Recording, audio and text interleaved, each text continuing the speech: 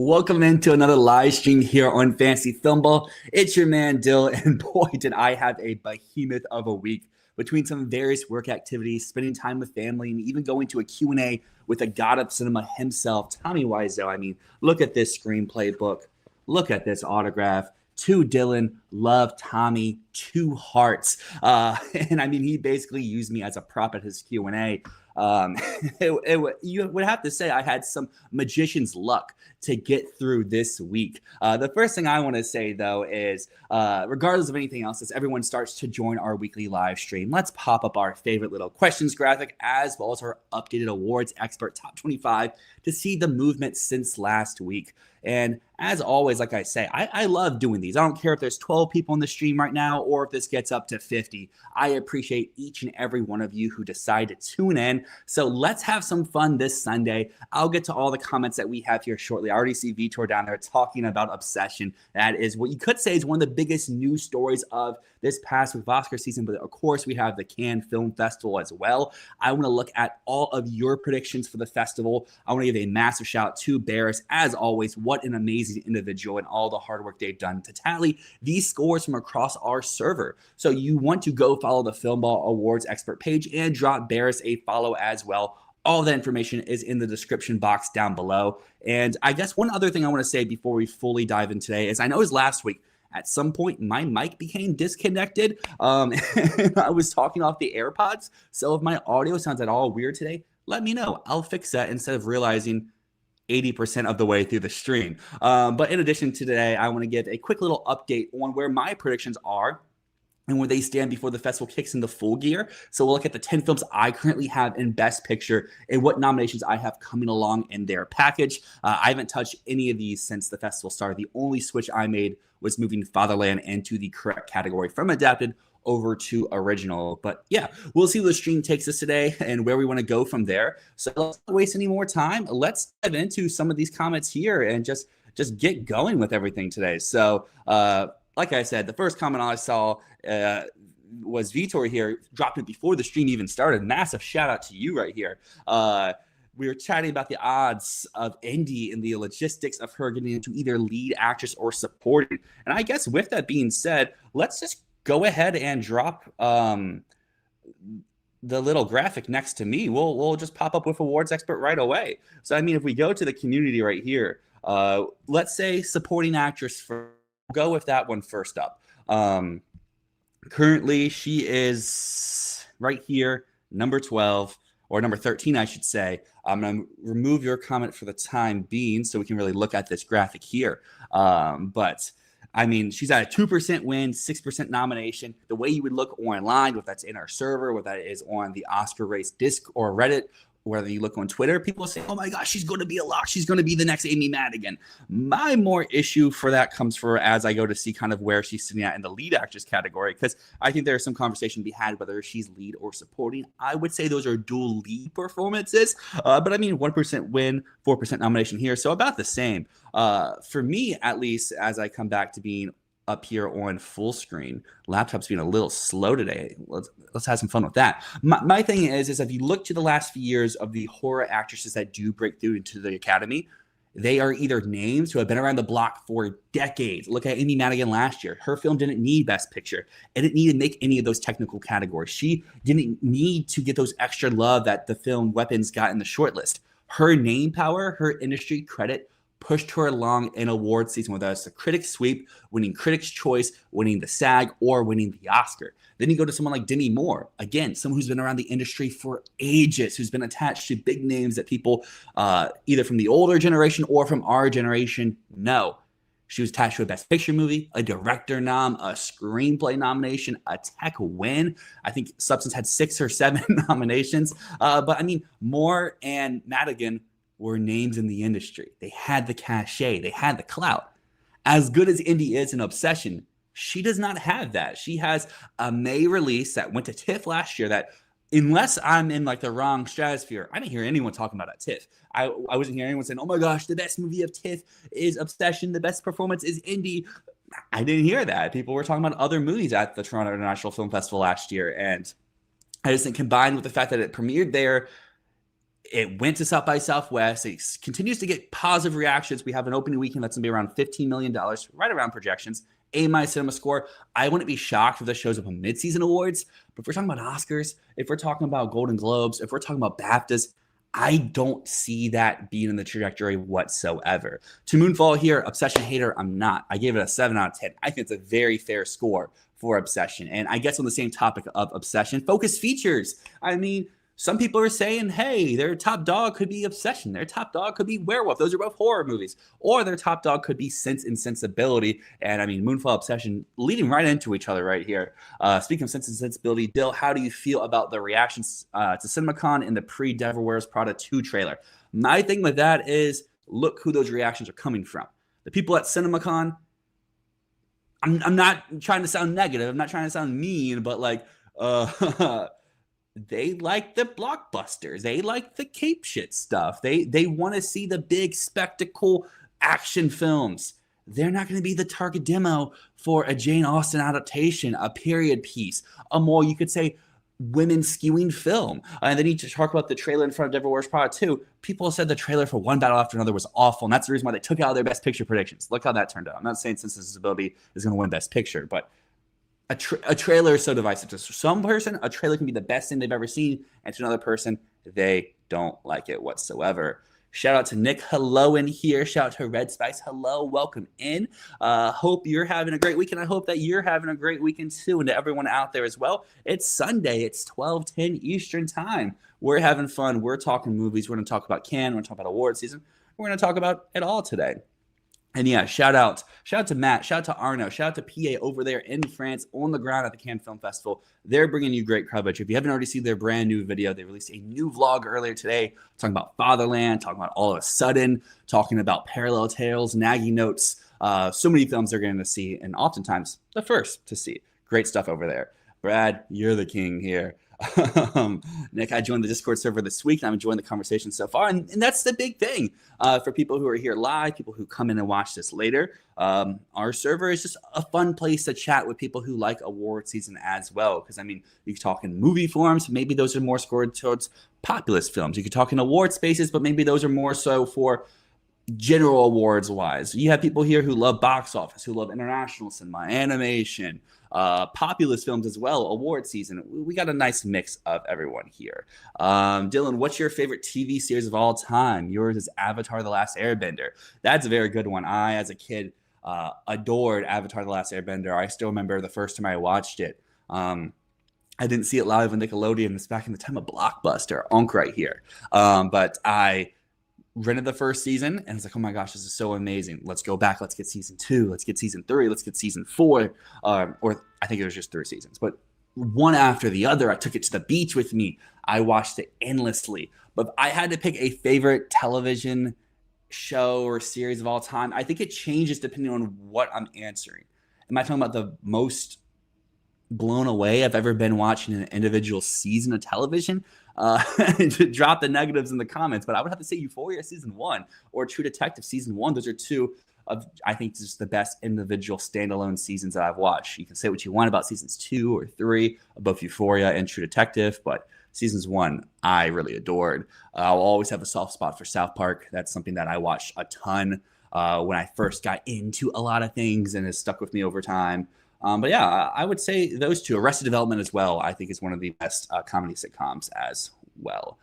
Brad here, what about the Behemoth reports? We'll talk about Behemoth here a little bit when we get into my personal Oscar predictions and how stuff has changed and nominations I have. If you see in this ticker down below me, you can see that Behemoth did go up from last week. I think for the community now it's at number 20. It was previously 24 last week. So it sounds like either from the reports or just the adjustment of Cannes and some films over the last few weeks, the film is rising up the ranks of the awards expert stuff.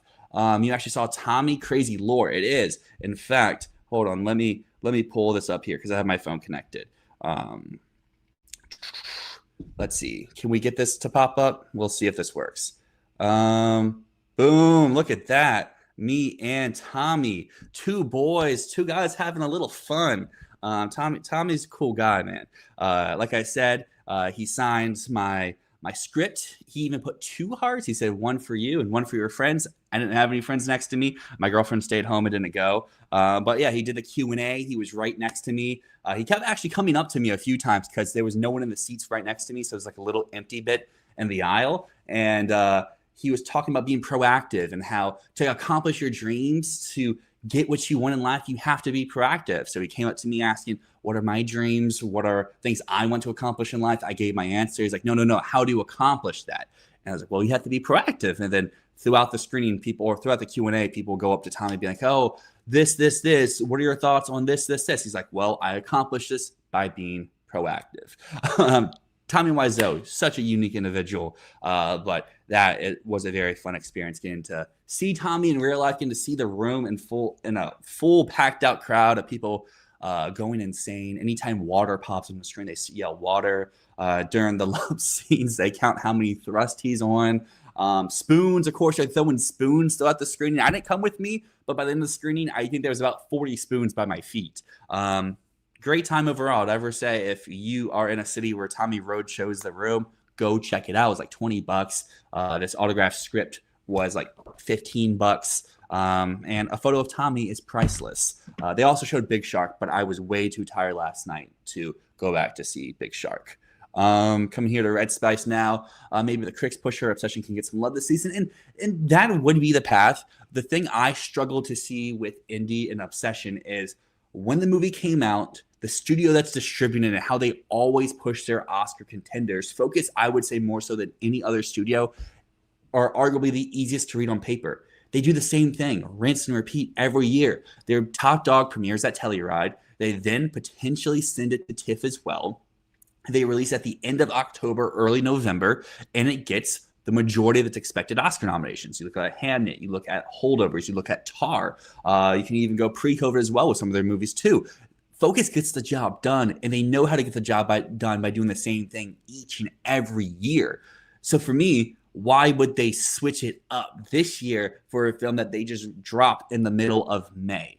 I would feel like if they were thinking awards, they would hold Obsession to be more of that Halloween time release. Maybe not so awards perspective, but in terms of box office, and then you can kind of compare those together. Like I said, I think mid-season awards should happen a lot. When we get to the fall, I think it will be like Mia Goth and Pearl, not even Lupita Nyong'o and Us, where she's an afterthought in the conversation. People are like, oh my gosh, I want this to happen, but it never really takes off. Coming over to Aussie 27 Legend, I've always been frustrated with nomination slots.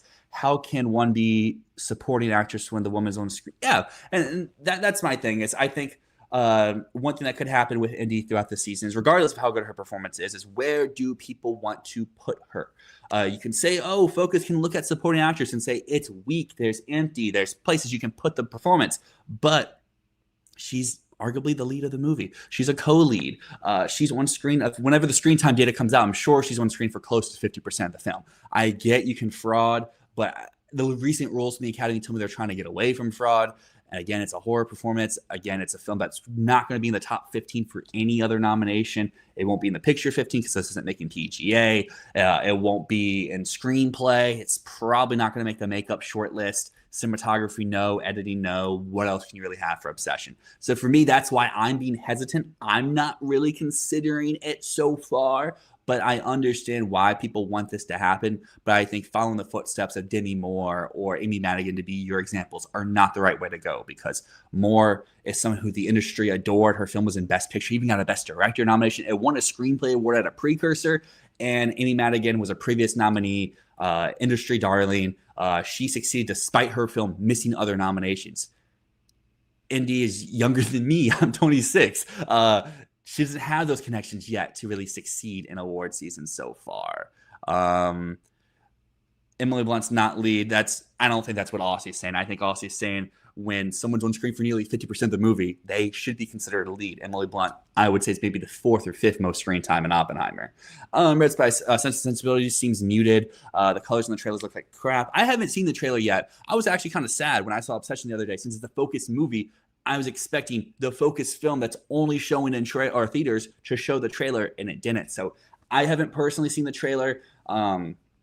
But to my point before, I think that based off of the delay after the reported test screening that had very positive reactions, Focus is positioning this in the same light of how they position Holdovers or Hamnet or some of their other films that allow them the platform to premiere at Telluride, to potentially go to TIFF as well, and to give them that prime Focus Features release date slot. Obviously, that is not a 100% lock guarantee. Just because you release it doesn't mean you have to happen. Look at something like Harriet, but Harriet still got Cynthia Erivo. It still got an original song nomination and was arguably top 15, top 16 in the Best Picture race of that year. And like Red Spice is saying, it doesn't look better than the 95 Ang Lee Classic. And I think that's going to be a thing that could hold the movie back from being completely adored. But I mean, how many people say the Spielberg version is better than the original? How many people say that Edward Berger's All Quiet is better than the original? It goes on. Little Women with Greta Gerwig. I think that there's always going to be, with adaptations, people who say, hey, this is nowhere near as good as the original. We already have the original. There's also going to be so many people who haven't seen the original, like, oh my gosh, this is amazing. The text, the crafts, that's going to be me. I've never seen Ang Lee's Sense and Sensibility. But I'm sure when I watch the new version, I'll be like, hey, this is really good. But that's something that we'll have to see play out later in the season. Coming over here to Aussie, I think there can be exceptions, but she is the lead woman, even as a supporting performance. And I think that's what will come down. And I'm going to try to avoid obsession. We've talked about obsession a lot right now. I think it will come down to the screen time thing. And I feel like watching the movie, she's in at least 50% of the film, or around 50%. I think that it will end up going lead. Coming here to Cinema Addiction, I don't trust early reactions reviews or that matter. And I agree with that. I think it really comes down to, especially for a lot of these early reactions reviews or even test screening stuff, it comes down to who is going, who is telling you. Is it someone that you know? Is it someone that you can trust? Is it someone that you know what their vibes are? Then you can give a more fair read. But if you're reading an article or a Reddit post or something of someone that you don't even know, you've never interacted before, they say, hey, this trailer is bad. This movie is mid. This performance is the best of all time. How do you know what their gauge is? I always think back to a few years ago. Matt and myself got intel about Maestro, saying, hey, Maestro is awful. It has a massive editing problem. This movie is so boring. It's so long. No way it touches the Oscars outside of makeup. But the person giving us the report, looking back, is someone who hates the music biopic genre. They often give those movies 1 or 2 stars. Now, are they a great, trustworthy source on the music biopic film? Probably not. Maestro got Best Picture. It was arguably top 7 or top 8 for director. Cooper got actor. It nearly won makeup. It got almost all of its required nominations. And then, for example, let's go back to last year. I personally know 3 people who saw One Battle After Another. One person adored it. They were the PTA superfan. One person was mixed on it. They were a more general audience type member. One person hated it. That person was someone who was very much into like high art, international cinema sort of thing.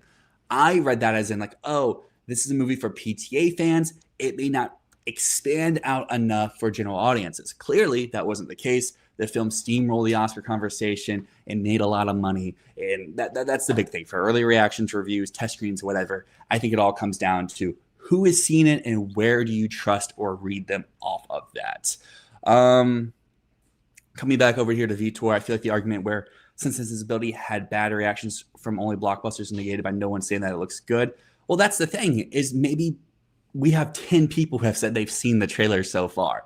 One of them is a person who also said a year ago that After the Hunt looks like the best movie of the year. Do I trust that person's reaction? Maybe not. And then from another person, I know someone in our Discord server said they saw it. But again, look at the type of movies they like. Sense and Sensibility does not feel like the type of movie that they would like, that they would adore. I want to see Sense and Sensibility play in front of a theater or an audience of crowd that liked Little Women, a theater or audience crowd that is more in that mindset of that vibe. How do they react to it? How do they respond to it? Is it positive? Cool, that's what I want to see. If they are saying, no, I'm not interested, then maybe we can have issues. But like CinemaCon, the main report, the person who said, hey, this looked awful, go back, look a year ago, they said After the Hunt looked like a Best Picture winner. So read that as you will. Okay, coming down here, I don't want to talk about Focus anymore. Oh, here we go. Can we get a Sheep Detective review right now? Yes, you can. Coming from the director of masterpieces like Minions, Rise of Gru, Despicable Me 3, comes his newest non-MCU Minion Cinematic Universe feature film. The Sheep Detectives is also his first foray into live action cinema. Sheep Detectives offers everything you would want from a 4-quadrant film. It's got amazing heart to it. Like, do you go into a film called The Sheep Detective starring CGI sheep and lambs expecting to cry? No. Do you cry at least twice? It's got laughs. It's got this nice sense of bond and community. I really, really love. There's a specific plot line in The Sheep Detective talking about the winter lamb and being ostracized and being pushed away from those who are supposed to be like-minded and friends. You can read this as in school, read this as in a community, read this as in a group of friends. That really spoke to me. I just think Sheep Detective is the perfect 4-quadrant family film. Is it a best of the year in terms of high art type of movie? No, it's not. It's not. It was just an accident. It's not Voice of Henry Job, 2 movies I gave 10s to last year. But this is a 10 in terms of I got exactly what I wanted and more out of the theatrical experience. I feel like this is a film I could recommend to anyone, whether if you are someone who likes blockbuster slop, if you're someone who likes animated movies, if you're someone who likes and adores those canned high art films, I think everyone can go into The Sheep Detective and have a good time. Never seen True Detective, South Park SP, True Detective Season 1. Don't bother with the rest of the seasons. What are my thoughts on Michael's awards prospects at this point? That's a great question. I'll talk a little bit more about it in a second. I have officially moved out of Best Picture. Between some other stuff that's happened in the past week, I feel like now I have a film I feel good enough to put into my 10 that also could be in lead actor. I think currently I have Michael in makeup. I have it in costumes, but it's my number 6 for Jafar Jackson. Coleman Domingo's like 6, 7, or 8. It's in my top 15 for picture. It's one of those things where if it continues to do this phenomenal with general audiences, with the blockbusters, with weeks and legs and holds and everything like that, crosses $1 billion, I think it's something that could be too big to fail. I mean, obviously last year F1 didn't get hit as hard as Michael with Metacritic, but F1 did premiere to like a 50 something on Metacritic. It did eventually go up a little bit, but I still do think there's a way that PGA comes to that for Michael. The tech branches come to that for Michael. Costumes, makeup, maybe even something like production design or sound could get in there as well, editing.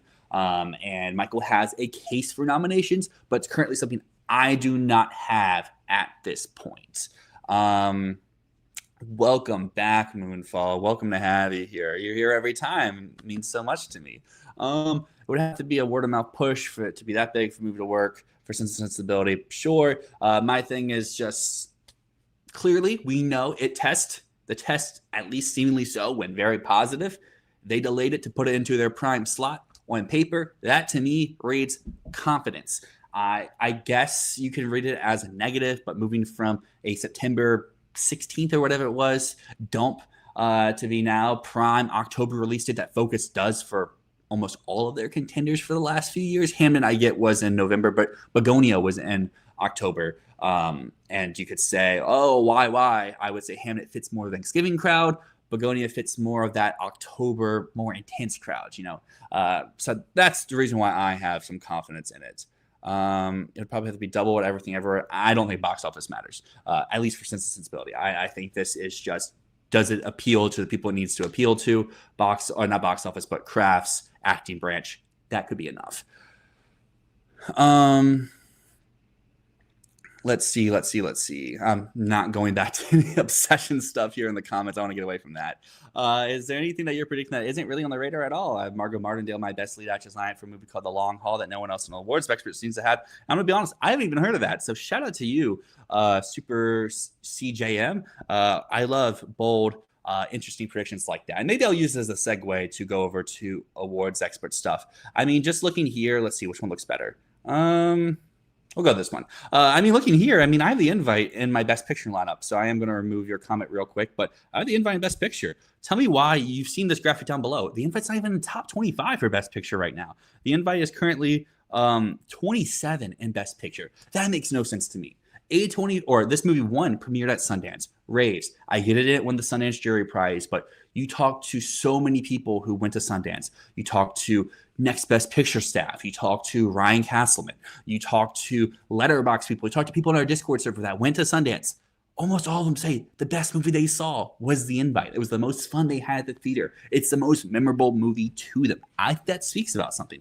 Olivia Wilde is someone who demanded a summer release and an awards rollout. A24 came to that. They paid. They gave her exactly what they wanted, a summer release date. And you have to assume if they gave her the date, they're going to give her the awards push as well. What else does A24 have right now? I don't really know. Prime Time, No One Cares, Misty Green. Do these sound good? Do these sound like they have plentiful Oscar prospects? Not really. Does The Invite sound like the typical Oscar player? Not as much, but even if it's not in Best Picture, screenplay. I mean, let's come over here to the adapted lineup right now. Like Odyssey, sure, most people can agree. Sense and Sensibility, a lot of people don't have that right now. Project Hail Mary, cool. Cliff Booth, I feel like a lot of people are underrating this movie at the moment. Then you come down to the next in line, Social Reckoning, all of a sudden, Doom, Cry to Heaven may not even be this year. Like, adapted has space. Why would you not put The Invite in a screenplay? And then if you're in screenplay, you're almost automatically in the top 15 for the Best Picture race. So at that point, maybe an actor or two. We've heard that Edward Norton, Penelope Cruz, Olivia Wilde herself, even Seth Rogen are all fantastic in the movie, maybe even editing as well because of how quick and how intentional the edits are. I just think that The Invite is something that people aren't considering whatsoever. They really need to because, I mean, adapted seems like an easy gateway in for the nomination. Coming down here as well, let's see what else we have. We have some more Sheep Detective talk. We love to see that. First scene made you cry. I mean, the first scene can make you cry. The last scene can make you cry. Like I said, Sheep Detective does exactly everything you would want out of a movie of that realm, you could say. Let's see. No Obsession needs box office and to be big. I would agree with that. I was saying in terms of box office earlier for Sense and Sensibility. For Obsession, Weapons, I think, would be your comp for Indy to be a acting nomination. Weapons made so much money. It topped the box office for multiple weeks. It was a huge return on investment. Yes, it was Warner Brothers #3, but Amy Madigan steamrolled her way through awards season. Even though we didn't get the Oscar nomination, you look at critics groups, makeup was there, got the guilds. Casting got a guild nomination as well. Screenplay popped up a bunch of places, even WGA. I just don't see that happening for Obsession, even if it continues to make money. $15 million opening weekend's great. Weapons at over 40. So, like, I don't know. I just don't think I think she's 23. I don't think a 23-year-old is going to have enough cachet to get her through the season. That's the lone nomination and the only thing in the award season conversation. I agree with Brad. It's just not happening. I understand wanting to hope it. I understand wanting to talk about it, but to be confident and say it's going to happen. She's going to sweep the critics. She's going to win CCA. That to me is way off. Nick here saying the reviews don't seem good enough to get in the Best Picture. I mean, maybe. It doesn't have like a 90 on Metacritic, but I feel like it's gotten good reception. Let me pull up Letterboxd right here to see what the Letterboxd average is, because I mean, I don't think every movie in your Best Picture lineup needs to be the critics 90 plus club. I mean, look at last year. A lot of those films weren't. Yeah, on Letterboxd right now, I'll pop it back up here. It's got a 4.1. 4.1 seems very high. You come into my friends who have seen it outside of 1 3-star. These are all 4.5s, a heart. They're all very high scores. So, like, I don't know. I just feel that the people who have seen the film speak so highly of it that it can survive an award season as A24's main push through the screenplay avenue and potentially even bring an actor or two. We've seen how light supporting actress has been. Penelope Cruz is a name. She has cachet. She's apparently the best in the movie. That could propel an extra nomination for the film. But yeah, this is my point. Even if you're a doubter saying, oh, it's just screenplay, 27, it's below stuff like the entertainment system is down. It's below stuff like, hold on, let me pull up the community tab right here. It's below stuff like Paper Tiger, A Place in Hell. It's below stuff like Josephine, Saturn Return. Jack of Spades was not even confirmed to come out this year. That's all just so crazy to me. The Invite will be nothing when A24 picks up Club Kid the next day. Even if they pick it up, it's not a comp. I don't believe in any Cannes Film Festival that is not on comp, that isn't a blockbuster out of competition, to be a real thing in award season. Year after year, there's always Uns on Regard films or Director's Fortnight films or whatever. People say, hey, look at the reviews, look at the reception. It's got to be a prospect. It's got to be a player. There's a reason why those films aren't in comp, because either they're not accessible enough, the names attached aren't big enough, the vision, the outlook isn't interesting enough to really latch on, to catch on, to do everything like that. But all of a sudden, and you know what? This is a great segue. Let's go to the community now. Let's come over to the community. Y'all can keep dropping questions down below. I am going to get rid of that banner here. And let's see what the community currently is vibing with over here for the Cannes Film Festival. As you see here, we're going to come to the FIlmball server. These were all updated on May the 11th. Shout out to Barris. In fact, let me come over here. Let's give a shout out here. As you see, follow this account. Check the description of this video as well. You have the link to both the FIlmball server and Barris, who managed by Homer Franz here.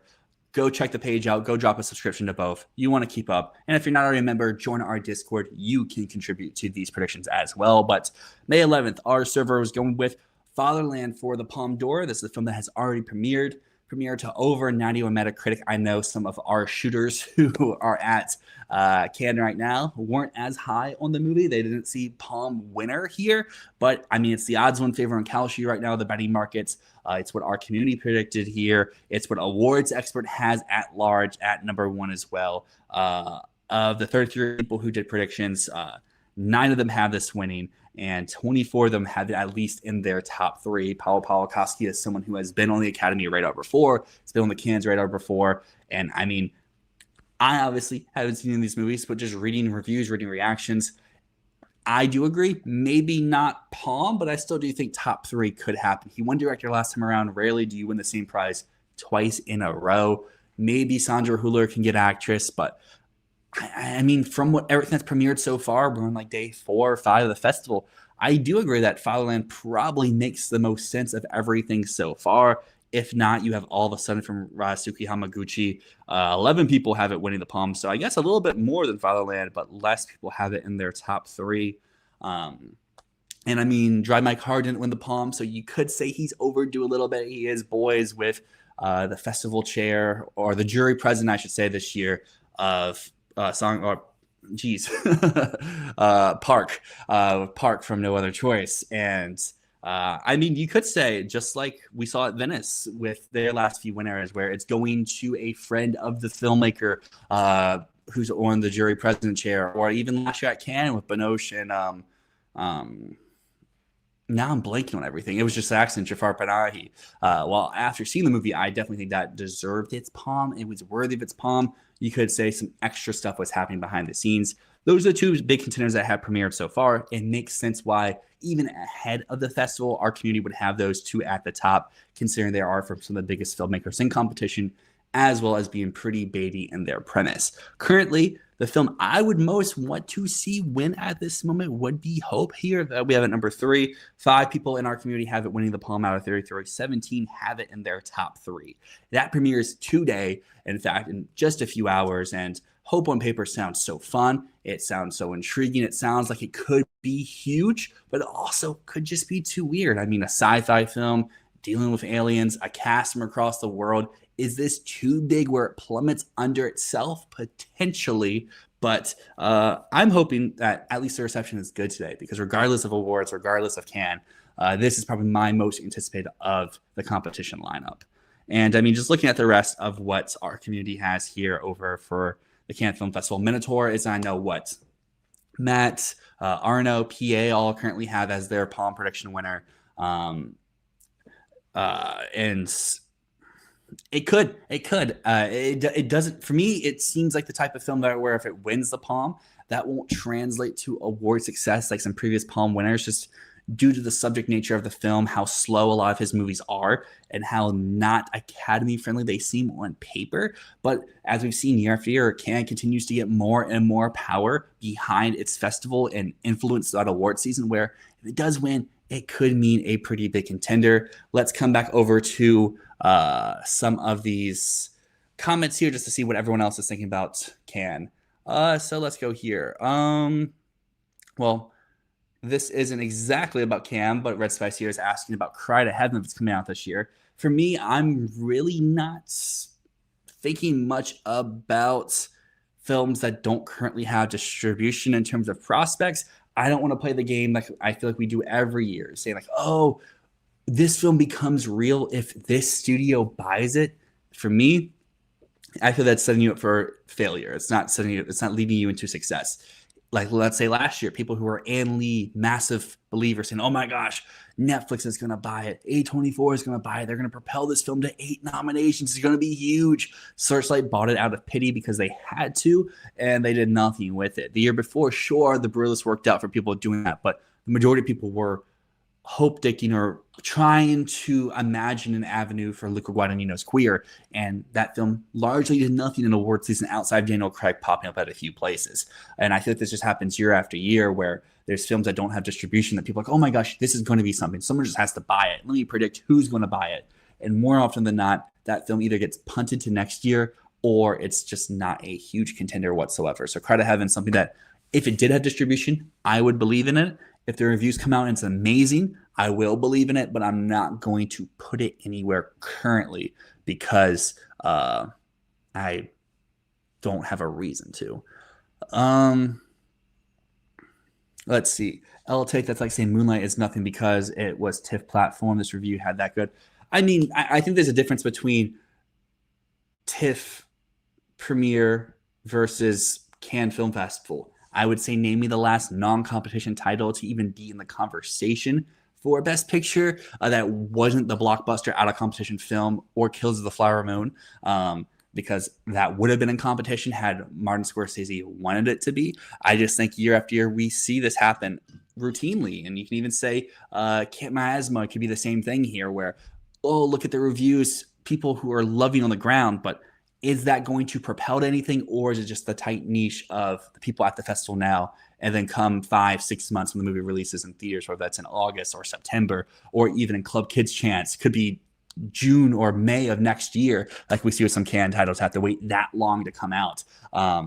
The traction is just not really there anymore. Fatherland ain't winning, but I'm excited for it. Minotaur or Sudden. I mean, hey, I'm cool if All of a Sudden wins. I'm cool if Hope wins. I profit. I make money in those instances.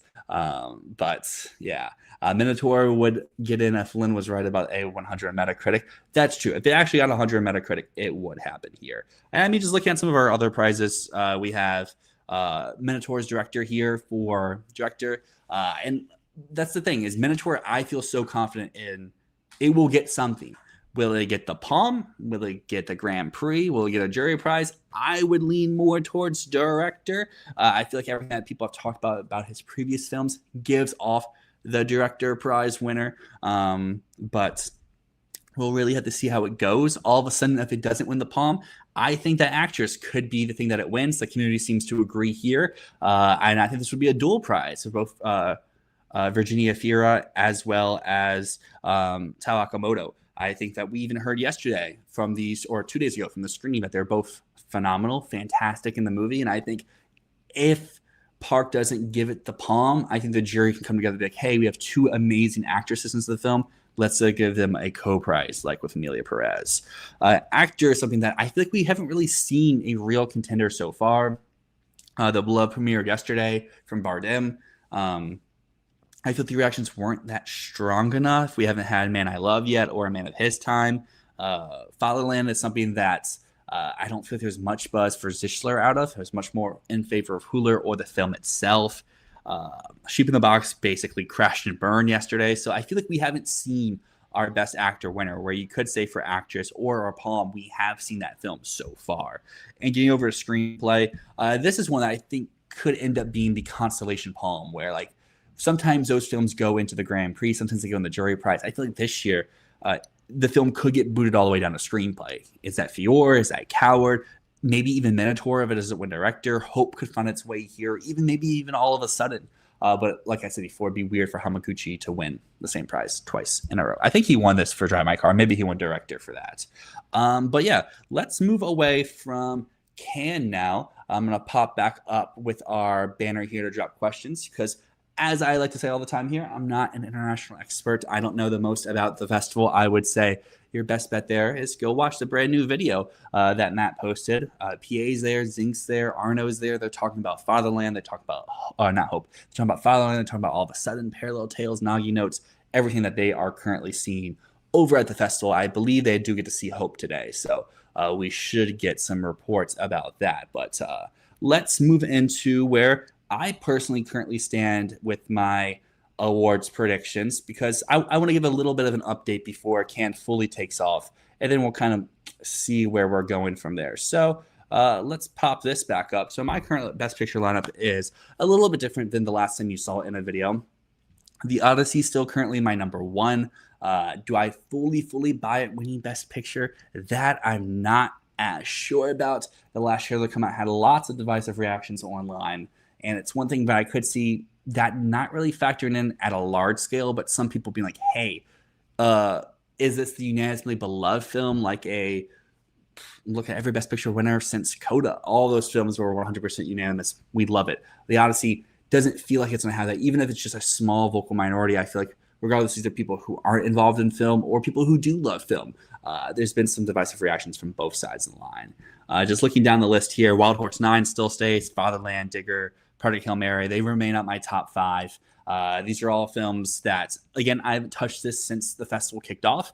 Fatherland maybe a few pegs down at this moment, but the 90 Metacritic, the most likely top few prizes at the festival, I think can't help it remain. Movie has shown that they are confident in this movie. They want this movie to be a contender. We just got a new Digger trailer. I'll talk more about that here in a little bit. Project Hail Mary, the money, it's there. The reception, it's there. Picture winner, I don't believe, but I think the hype is there enough for this to be a potential top five, like Frankenstein last year. Frankenstein was either 5 or 6. I think Project Hail Mary can live in that same vein. Then we get to the bottom half of my lineup where I feel like this is where most people start to derive from each other. I have Dune Part 3 behind its tech appeal, behind its Christmas release date. I'll talk more about specific nominations I have coming with it here in a few seconds, but I think that the December release date will really help propel and keep this film alive inside of awards season. We talked a lot about Sense and Sensibility so far. It's moving down my lineup a little bit here and there, but I still have it here in my top 10. Behemoth is the film to rise up a bunch in the last week or so. And I mean, just going off of those test screening reports, knowing people who went to those, people who I trust their opinions, they all say this can be the real deal. It has a nice package. We've all heard about its potential prospect of original score and how there's 7 composers. And they all said, hey, the music in this movie is so good. And in a year where I think we're lacking a true score winner, is Ludwig going to win another one in a row? John Williams isn't going to win. He'll just get the nomination. Wild Horse 9, I don't know if Carter Burwell is someone to give us a score winner. I feel good about putting this as our score winner, and more often than not, your score winner is attached to a Best Picture nominee. And then round out my list, I have Hope, more so hoping that it wins the Palm and the invite for everything I talked about before. So with that being said, let's just go down the line here for the films that I have in Best Picture and just the nominations I could see coming along with the movie. So starting here with The Odyssey, I mean, look at this list. So many nominations on the table, so many nominations that I have it in for. You could even argue there's a few that I don't have it here that you could add to the list. But I mean, Chris Nolan, director, even if this isn't winning picture, I could see Nolan being a mainstay in the director conversation for just taking on this massive project, doing it in the true Nolan fashion, under a budget, ahead of time, and delivering a visual spectacle. Now, is it going to be the most coherent or the most widely beloved? That's a question that we'll have to see play out here in a few months. But I feel like director is a little bit more safer than adapted. But I think both of those could come along. And then we get into acting prospects. I mean, I have Damon and Hathaway in now. I know that a lot of people would want to throw Robert Pattinson into the acting prospects, maybe even Tom Holland. I'm just not willing to go to bat for anyone and supporting actor for the Odyssey until I know really how big their roles are. While we know Damon is going to be on screen for probably the majority of the movie as the titular Odysseus. And I mean, we talk about year after year, supporting actors sometimes is lighter with contenders. If the Odyssey is a top 2, top 3 movie, Hathaway could be a coattail type nomination. She's having a big year overall, and maybe her work in Devil Wears Prada or Verity or The End of Oak Street aren't Academy appeal, but they can show, hey, she's had a great year at large. The Odyssey's her most Academy-friendly performance. Let's boot her into R5. Going down the line, though, we have casting, editing, cinematography, production design, costumes, sound, score, visual effects. Do I need to go in detail about these? Probably not. I mean, you've seen the trailers. You've seen other Chris Nolan movies. These are all stuff that I feel like he's known for. The visual audio spectacles. Casting's a new category. I'm sure if it was around for Oppenheimer, it would have won that. Now you can make a question of any of his previous films would have been nominated for casting. Dunkirk, probably not. Maybe The Dark Knight behind Heath Ledger's acting win, but it was a sequel. We saw how Wicked played last year being a sequel. Granted, Grande didn't win, but still, I don't know how many films in his past would have won a casting prize, or been nominated for a casting prize, but the Oppenheimer one definitely would have happened, and Odyssey could return in that fashion. And just looking down the list too, like I said, if this is a major player, cinematography could win, editing could win, production design, costumes. You see the scale from the trailer, the sound. It's an action film. The score, it's Ludwig. Even if he doesn't win, I think he might become the new Williams or Hans Zimmer, where if maybe not Hans Zimmer, but the new Williams, where if he has a film that's in the conversation, you can push him into at least one nomination. Mando and Gru goes this year too. Maybe gets 2 short lists and visual effects. That's the one, honestly, here, looking at all the prospects, I'm the least confident. It is Nolan. He loves his practical work. But we've seen from the trailer, there are at least some visual effects, especially with the Cyclops, could be enough to push it into a nomination. Coming over here to Super CJM, IMO, either Damon, Holland, and Hathaway all get in, or the Odyssey gets no acting. That's fair. And for me, Holland, I just want to see how much he's in it. I will probably push him in after I see the movie if he is the main supporting guy. But between now, is it going to be Holland? Is it going to be Bernthal? Is it going to be Pattinson? Is it going to be someone else? That I'm not sure about. That I'm not confident enough about to put someone in. I like my supporting actor 5 right now. These are all besides one person in Best Picture nominees, so we'll get to see who they are throughout. But I don't have room for either, but I would agree at this moment Holland would be the one I would probably predict. It's just I don't know how big his role is, and if he'll have enough on screen to get in, because it's Nolan. We know he's not going to stick to the book probably as much as some people may want. Moving down to the next in line, we have Wild Horse 9. My picture package here is still pretty deep. It's just not as extensive, you could say, for the Odyssey. I do have Martin McDonagh into my director lineup. If you saw our Above the Line prediction video I did with Matt before he went off to the festival, this is a nomination I could see not happening if Wild Horse 9 is not a top 2, top 3 type contender.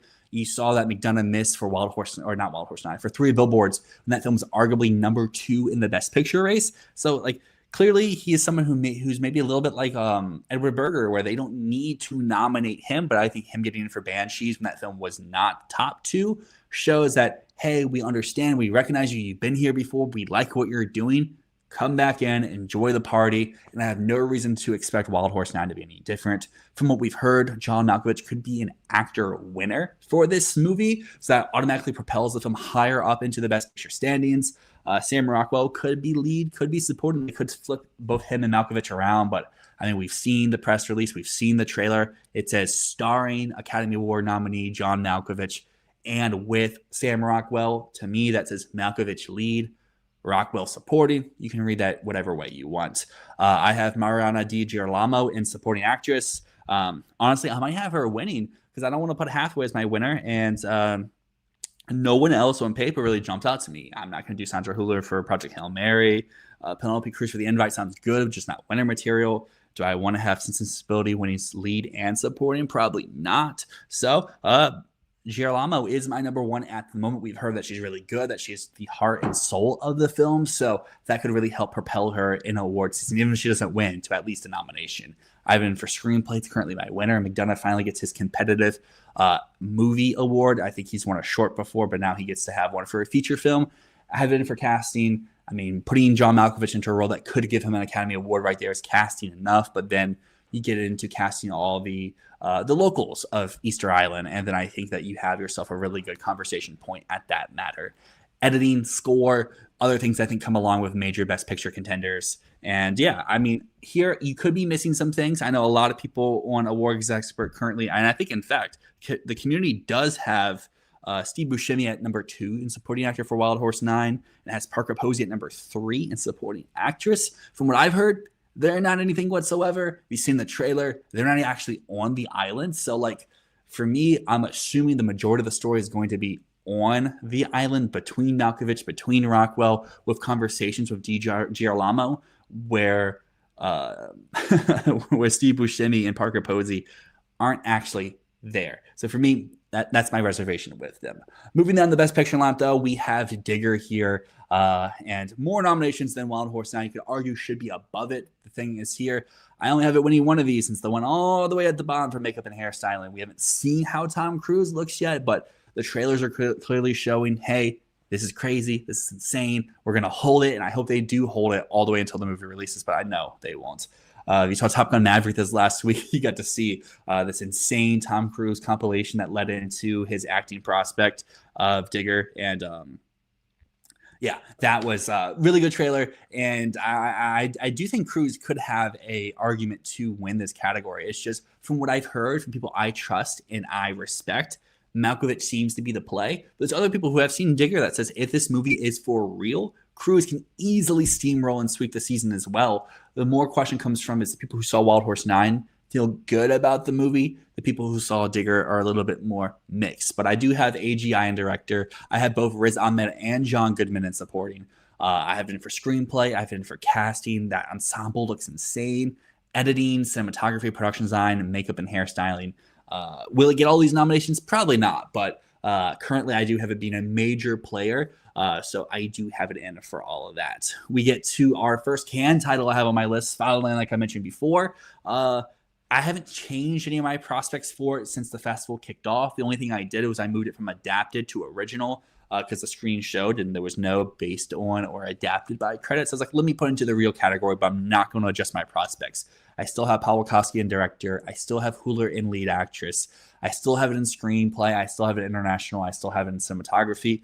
I did take out Hans Zischler, but this was before the festival for another film that's later on down the list. I needed another lead actor spot, and that was my easy one to kind of slide in to make that spot since I did move out Michael a little bit ago to allow Matt Damon to come into lead actor for The Odyssey. But yeah, Fatherland is a film that we have heard official reviews for now. 91 Metacritic. It seems like the intended demo loves this movie. Will GA adore it? Probably not. But I mean, it's a Paul Wachowski film. That's what his last film was. The Cold War was. And I mean, you saw he got director for that. He got cinematography. He got international feature. Who's to say with a better campaign around it this time, it can't get into a guaranteed lineup of 10.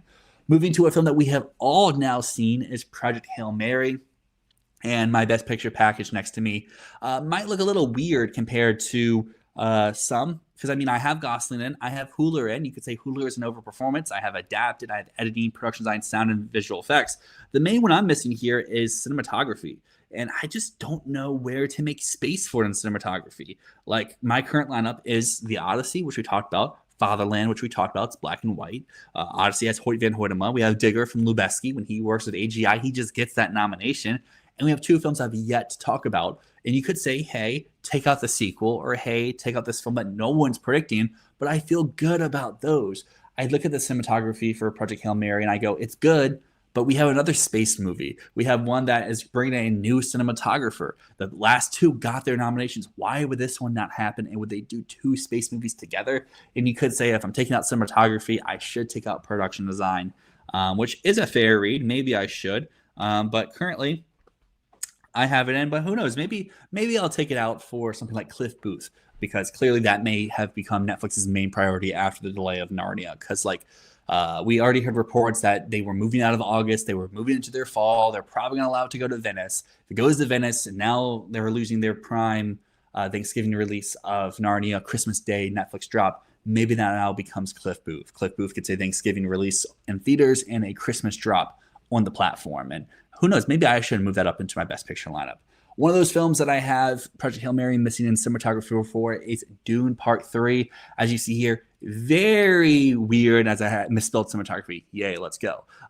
Package for it. I have it for cinematography, production design, costumes, sound and visual effects. I don't know. I think Dune Part 2, yes, it dropped in nominations, but it did release in March. I think if Dune Part 2 released later in the year, it probably would have some extra nominations to its name, and that's kind of what I'm doing here. It's the last one around. Linus is coming in for cinematography, new cinematographer. They'll spell it right when he gets the nomination. But here's the big brand new film I do want to talk about. It is Behemoth. There's no official photos for it yet, so I had to use the CinemaCon in production that they put on their 2026 slate. And we heard from reports, we heard from a screen that this thing played really well to its audience, that Pedro Pascal maybe gives his best performance in his career so far. It's an original film, so it can go into my screenplay lineup. The cinematography there looked very good, as well as it's a movie about music, about sound. So sound and score can come along as well. This is maybe it's Max package, maybe it's not. Obviously, you kind of have to go off of what other people say for stuff like this. But I mean, if you were in the Oscar race or Reddit, you're in our Discord server, you saw people posting about it, you saw people saying, hey, look at this report that came out from World of Real. People seem to be really high on the movie, and Searchlight has shown they can pull off 2 nominations when they have the quality of films. They almost got it for A Real Pain and A Complete Unknown. They were arguably the top 2 for Shape of Water and 3 Billboards. So like, who's to say that this year they can't pull off 2, especially if score could be win competitive. Pedro Pascal, someone who's been around the block for a little bit, who maybe is now in his wheelhouse to get the actual nomination. Screenplay has an open slot. Cinematography, who knows, maybe can go in. It's a movie about music, about conducting, about orchestration. We saw films like Tar and Maestro get these nominations, and maybe Behemoth can follow in their footsteps. Moving into what seems to be one of the more divisive films, especially from this comment section down below me, is Sense and Sensibility. And currently I have 2 actors coming along, Daisy Edgar-Jones and lead actress, and Esme Creed-Miles in supporting. These are 2 performances, or 2 characters that did get nominated last time around with the Ang Lee film. I have it in for adapted screenplay, I have it in for casting, and then for the text, I have production design and costume design. Maybe it could add makeup and hairstyling if it's that showy in the period aspects. Maybe it could add score, maybe even cinematography. But I feel like this is a pretty safe, a pretty good package for what appears on paper to be Focus Features' main priority. Going back for, I think, like 8 years, the only time their main priority missed out on a Best Picture nomination was Harriet. And Harriet, like I said before, it got a Revo in, it got song in, and it was arguably top 15 for Best Picture. So even if this misses out on the picture nomination, I still think one of these actresses, maybe one of these texts, can still come along with the film. Let's see. Swerve dropping in here. Yo, I'm actually excited for Sense and Sensibility. I haven't seen the last adaptation, but I know, but I don't know it'll hurt it. And that's kind of how I feel too. I haven't seen the Ang Lee one. I would assume a lot of people in our age bracket probably hasn't seen it either. And I feel like that won't hurt it for its box office prospects. And I think even if it could hurt it, it's people having the interest to see a new adaptation of one of Jane Austen's most iconic novels. I mean, we saw Little Women a few years ago. People even said that wasn't as good as the original one, or it wasn't as good as the book, and the film still succeeded. It still did super well inside of awards season.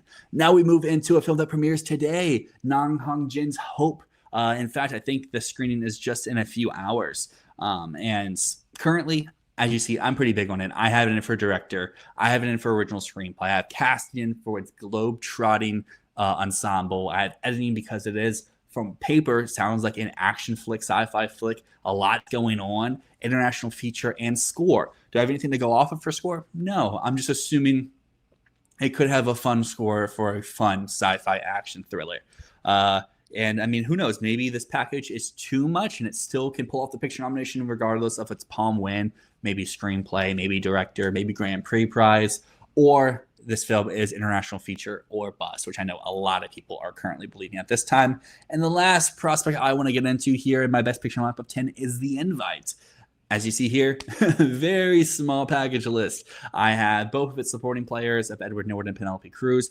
Maybe Olivia Wilde can be the supporting player instead, from what I've heard from people who have seen the movie at Sundance or at various film festivals that it's played at so far. It sounds like all 4 are in the film about the same amount of time. If you had to pick a lead, it would be Wilde, but they all could be supporting, like like Women Talking or Mass, where everyone there went supporting. I think the same thing could happen here. While could get that extra love in supporting actress just because she is the director and it is kind of her project, her baby, and maybe she gets some extra love saying, "Hey, you acted really well and you directed the hell out of this movie." I know that's what some people were saying for Eva Victor last year for original screenplay on the flip side, saying, "Hey, your performance was good, your direction was good, and your screenplay was phenomenal." But ultimately, she didn't get in at the end of the day. I don't have her in here. Most people tend to say Cruz is their standout, so that's why I have her over in supporting actress. Screenplay made my case before, and Edward Norton because, hey, why not for supporting actor? But yeah, that is currently my top 10 here for Best Picture and the nominations I have coming along with them. But that's kind of all I really have for today. I don't want the stream to go on and on and on. If there's not much I figured here, I'll pop up our question graphic down below. I'll see if any comes in here near the end of the stream, can answer those, and then we can wrap up today because there's a lot going on at the Cannes Film Festival. There's new things happening all at the same time. It sounds like there might be some early stuff coming in from Hope. I'm reading some text messages now, but it doesn't sound like it's official early stuff. But it sounds like it could be pretty solid. It could be pretty good. I'm trying to get an official answer while both talking to you and reading down here. But let's see. Yeah. Interesting. Also, here's a fun one. This could be a fun thing here. I'll answer this question first before I go to this comment. Oh, wrong thing below me. Let's come to this comment here. Do you think FIlmball still has a chance? I do still think it has a chance. I mean, it got a 91 Metacritic. I think people were very much overreacting to the initial reception to it. I think the film clearly showed, sorry, I was reading something else, clearly showed that its intended demo loved it, found it phenomenal. 80 minutes of what they want out of the movie. And 90 Metacritic, people saying Paul Kosky still has the juice. The cinematography looks beautiful. And Sandra Hüller gives a commanding performance. I think people saying like, oh my gosh, this needs to be the unanimous Palm winner on day 2. We're going to always be let down a little bit. I think the Metacritic shows that, like, what did you want from it? Do you want 100? No film gets a 100 off rip. The Metacritic shows that it's working for the people. It's currently the odds on favor on betting apps to be the Palme d'Or winner. I had a bet on it and I sold it too quick because I know the people who are in our server, Matt, PA, Arno, they said it's good, but it's not a Palme winner. It's like, oh, let me cash out. I can still make a profit. I mean, like $30, but it was like a $70 bet. So I got like 100. But now if I sold, I probably could make close to 100 profit, which stinks. But neither here nor there. I haven't sold my all of a sudden stock yet, and I have not sold my Hope stock. That one's the one I'm excited for because I have Hope at like 5 cents. It's currently at like 25 cents right now. So if Hope's good and people think it can win the Palm, boom, massive profit. But what I do want to pop up here actually is, hold on. Let's get up here. I see this popping up here. Let's drop the banner here. We have a World of Real report about No One Cares. First reactions are raves. So who knows? Maybe the sources that we have been going off of No One Cares in the past maybe aren't the best to go off of, because clearly here we have someone who seems very, very, very excited for the film. This person says it's great. Julianne Moore is, I'm trying to summarize it so I'm not just reading the whole thing. But it sounds like they really like Julianne Moore. They really like Paul Giamatti. They say this is one of Moore's best roles in years, and Giamatti is the big supporting play. They're saying it's kind of like Woody Allen's Black Swan, but for apartment building theater people. That is such an interesting read on the thing. But yeah, so who knows? Maybe like we've been talking about here on the channel before, we've had reports from numerous people saying that No One Cares is not it, but this report here seems to be saying it is it. But yeah, I think that is going to be all for me today. We got about an hour. That's all I really want to come in here and do. But I want to say thank you to everyone who showed up today, talking about my updated awards predictions, as well as all your questions down below. But until next time, my name's Dyl. This has been Fantasy Filmball.